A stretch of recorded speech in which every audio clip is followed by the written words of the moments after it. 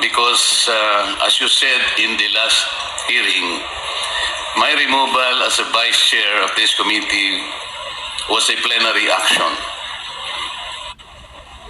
And therefore, there should be a plenary action to remove me as a member of this committee. I would like to believe, Mr. Chair, that when I was installed as a vice chair of this committee, it presupposes membership. I am supposed to be deemed a member because if I were not a member, I cannot be appointed as a vice chair. The officiality of that is the position is only a privilege, but membership is organic. So until and unless that was to be resolved, Mr. Chair, I think you have to recognize me as a member of this committee because even if I admit or I will probably accede to you that I am not a member, kahit hindi po ako member sa committee ito, being a member of the House of Representatives, I have the right to raise issues. That's why I'm asking your permission to do so, Mr. Chair. You can at any time make a manifestation. In fact, I've been recognizing you po. But with respect to the issue of your removal, the committee is not in the position to answer that. Maybe you can question the Committee on Rules. Sila po ang proper committee na po pwede pong sumagot. Yes, Mr. Chair, that is correct. The only reason why I answered you back because you said that I am not a member of this committee. I should not have raised that at all had you not said it. But may I continue, Mr. Chair, in raising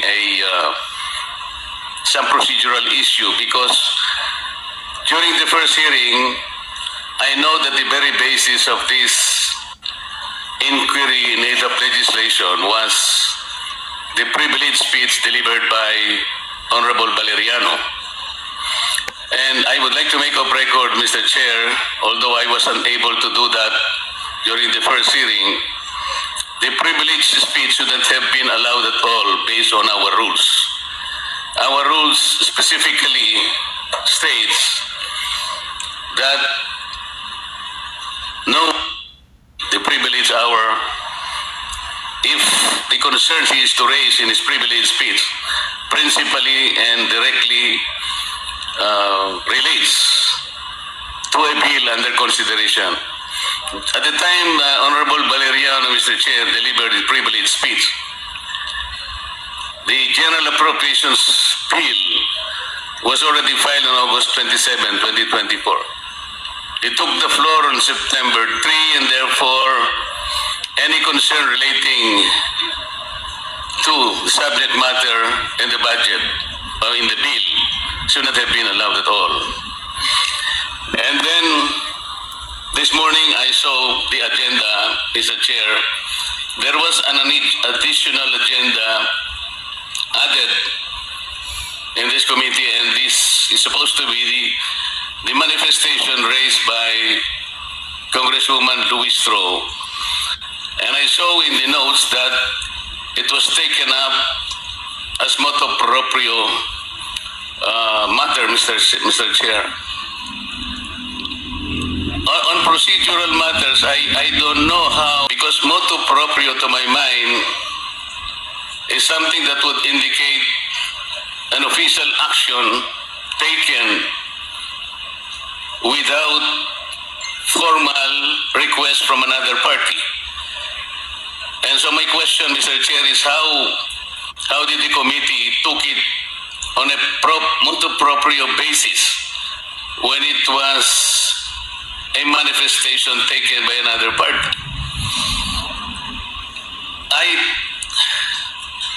I see it a very unusual procedure, Mr. Chair, because this representation, I would like to recall that sometime in March 2024, delivered a privileged speech dealing on the same subject matter, and I think even more, I question the several irregularities pointed out by the Commission on Audit, specifically in 2017, 2018, and 2019, covering the audit report of COA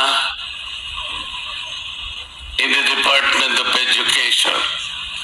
In that privileged speech, Mr. Chair, I took note of the